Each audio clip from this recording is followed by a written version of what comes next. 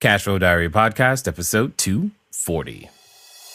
Welcome to yet another exciting episode of the Cashflow Diary Podcast, the podcast that teaches you insider tips, tactics, and strategies for creating leverage streams of cash flow into your life. Learn from top-performing entrepreneurs, business owners, investors, and thought leaders from across the globe as they share their secrets to success.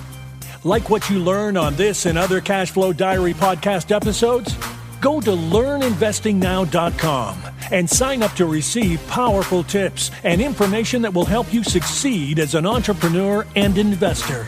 Now, here's your host, investor, entrepreneur, business owner, educator, speaker, author, and master facilitator of Robert Kiyosaki's cash flow game, Jay Massey. Hello out there. Glad that you are here. We are going to continue our series on the 8 things to give up because here's what I know. Repeating these things and repeating this series is only going to help you as the year goes because you made a number of decisions just a few short weeks ago. You always are in the process of making decisions, but here's the thing. You're trying to keep them. And sometimes when we do that, other things get in the way, namely ourselves. And we've been talking about 8 things to give up. 8 things to give up. If you've missed some of the prior episodes, the 8 things are doubting yourself, negative thinking, fear of failure, criticizing others, negative self-talk, procrastination, fear of success, and then people pleasing. So today we're going to be hitting on the negative self-talk. And again, many of you, you're probably very familiar with that negative self-talk. In fact, if you've listened to a number of the prior episodes, oftentimes near the end when I'm interviewing someone, I'm always asking them to say something to that person who's hearing that voice, that voice in the back of your head that is often letting you know what you can't do and how you won't make it and all the things that you are missing in order to be as awesome as you know you could be if you were just but this, that, or the other. Here's the point. That voice can get in the way. Now, the thing to understand is that when it comes to thinking in and of itself, it's actually a skill, which is kind of cool because that means there's hope for you. There's hope for me. And like all skills, each of us have some of it naturally. So let me repeat that just to make sure that you hear what I am saying. Thinking is a skill. And like all skills, each of us have some of it naturally. So say you wanted to learn to juggle. Yes, today, right now, you may not be able to. I remember I taught myself how to juggle because as you guys may not know, but right after high school, I got burned on my left leg and lost a significant portion of my calf muscle. And I spent what would have been that fall semester, instead of going to college, I was actually in the hospital. And I was on a hospital bed for a very, very long time, and I didn't want to eat the fruit, so I started juggling with it. Yes. And I just learned to take the fruit and juggle with it, because when you are bedridden and you can't really walk and can't go anywhere, and you're like, okay, cool. It's not like you had I didn't have an iPad, iPhone, or any sort of mobile device at that particular time. And if you've ever been in a military hospital, they're not known for their comfort. So I think, if I remember correctly, I was listening to Michael Jackson and learning to juggle the majority of the time in between therapy sessions. But juggling's a skill, like any other skill. And you can decide at any moment to pick up that skill. Any skill you'd like. You say, hey, I want to learn a language. Great. You can learn any language you want at any particular time. In fact, one of our Cashflow Diary community members, he's an American that lives overseas, and I think he speaks 5 languages. That's like just for fun for him, yes, it's part of his job now, but he speaks 5 languages. He just continues to perfect them in various different ways. And that's pretty cool, I think. We can all choose to learn a new skill, thinking being one of them.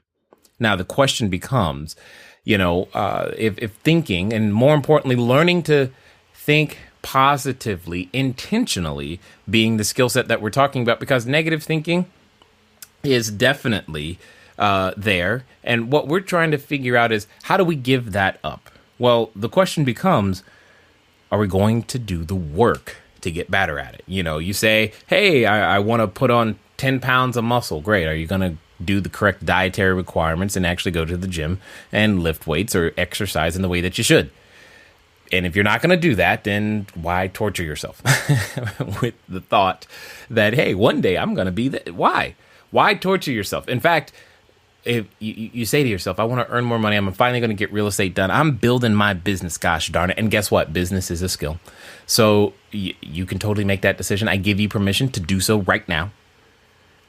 However, are you going to do the work to get better at it? Because that's really what it comes down to, is doing the work to get better at it. More importantly, a decision to do said work. And that's where all of this change begins. It starts right there with the decision. Here's the cool thing. You don't need 12 steps to make a decision. You can decide right now, as this particular episode is playing right now in your ear, as you're washing dishes, running on that treadmill, doing whatever it is that you're doing right now, driving to work, wishing that you weren't driving to work. You can make that decision. Now, that doesn't mean just turn around and go home. All right. So just in case, I want to be very, very clear, unless you are in that position where, you know what, darn it, I can turn around and go home. Great. Do that.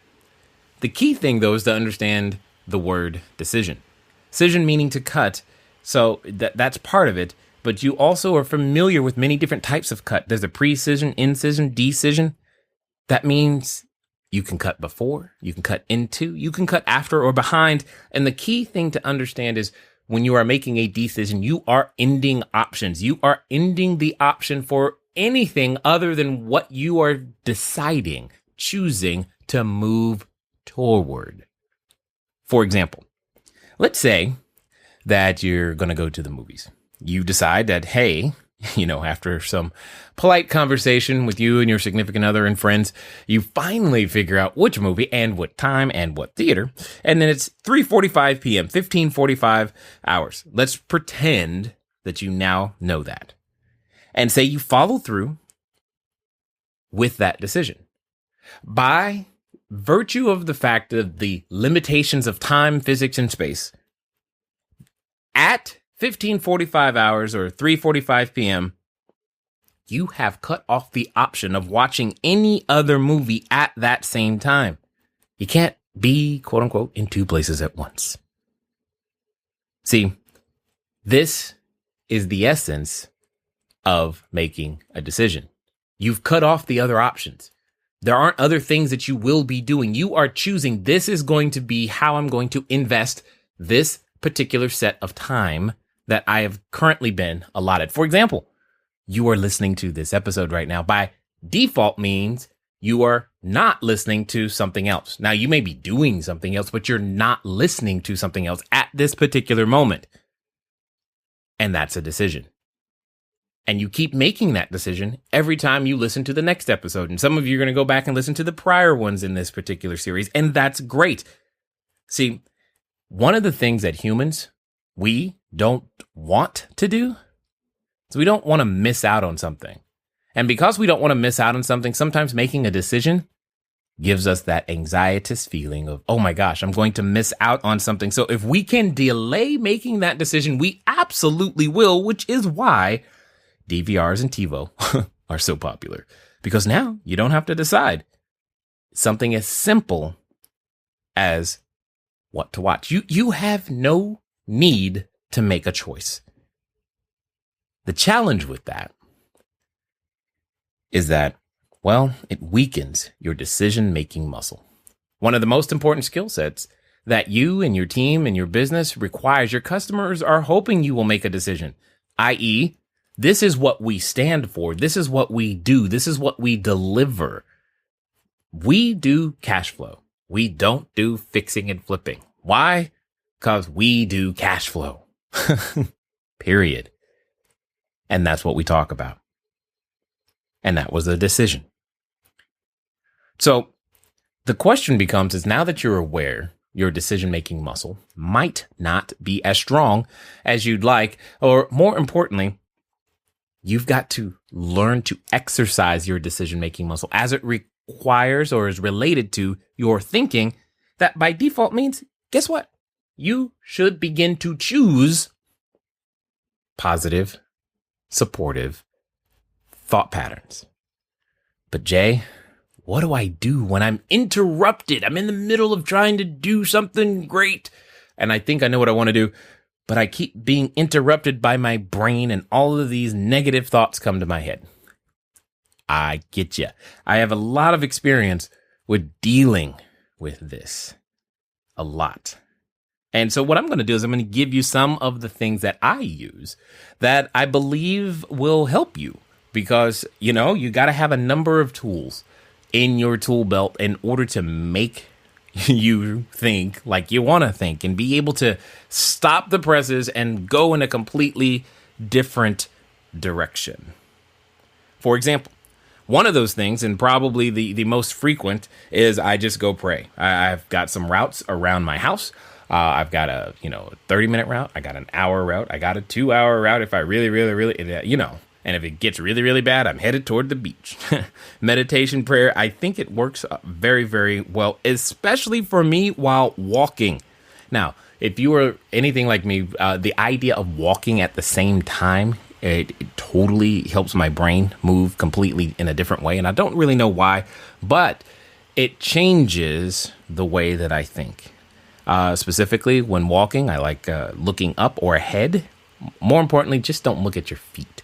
Don't be looking down. That totally interrupts those negative thoughts and puts me on a completely different track. Another thing that could help you that I know that I use is classical music. Interestingly enough, I may not be able to recognize all the pieces, but just for some reason, listening to it changes my thought patterns and allows it to flow towards more positive things that help and are supportive.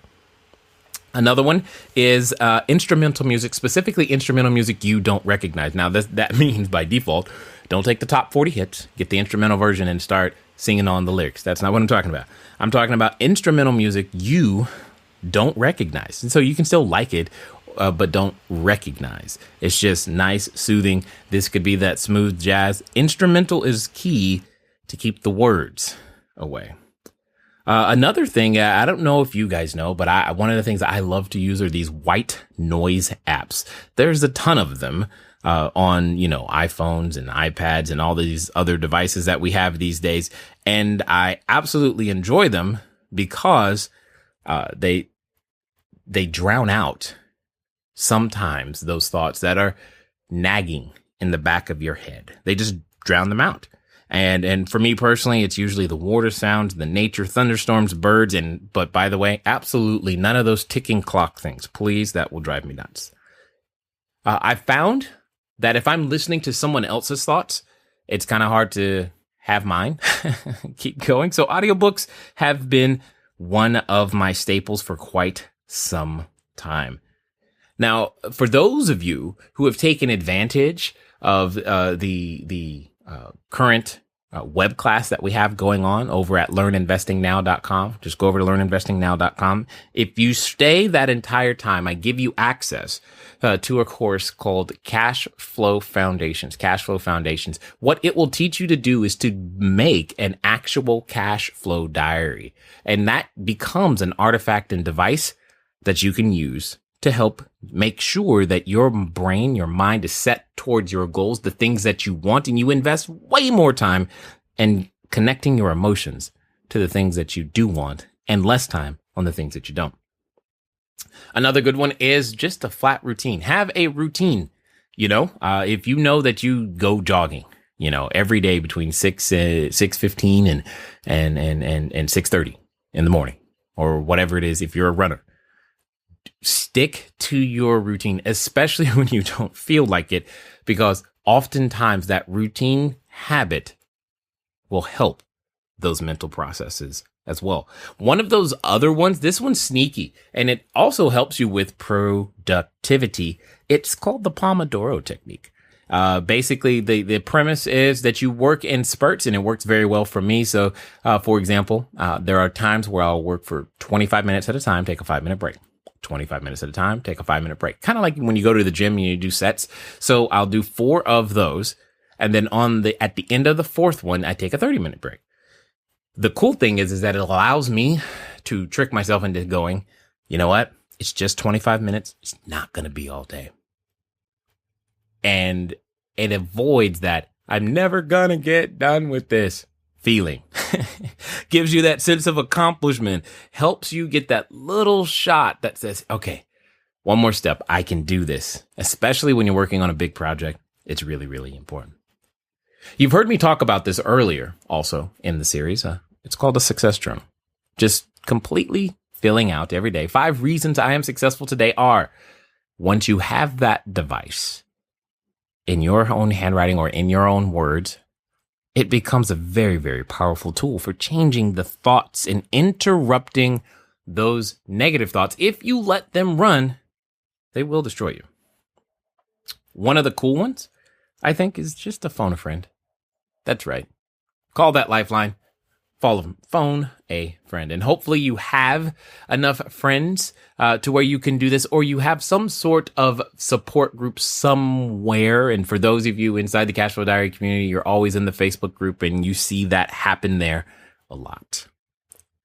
And then last but not least, so you say, Jay, okay, these are all great suggestions. None of them are for me. You got one more. I haven't forgotten, and you can do this one. And all you have to do is just call mom. Call your mom and tell her, hey, and ask her this very question. Hey, mom, are you proud of me? Now, that might be a little scary for some of you, but you get my point. Most moms, they're going to, not only are they going to answer that question, they're going to tell you why and all this other stuff, which could be a great, great thing, especially if you let them know, hey, I'm feeling a little down, having a string of negative thoughts. I just need to hear if you are proud of me. I did this one a couple of weeks ago. It was kind of cool because you never know what mom's going to say. Here's the thing. It takes absolutely, positively, unequivocally 0 effort to think a negative thought, and you already know that. In fact, if you've listened this far into this episode, you probably are a great practitioner of negative thinking easily.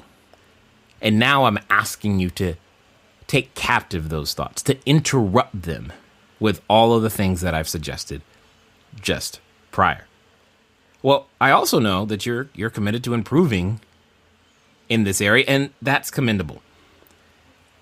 But I want to give you some things that you can understand how this shows itself in your business, because I know if you become aware, you'll be able to interrupt.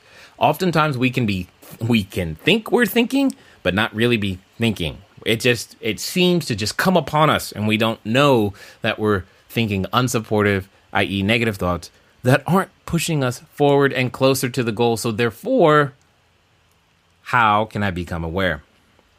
Well, one of the things that I want to make sure that you are aware of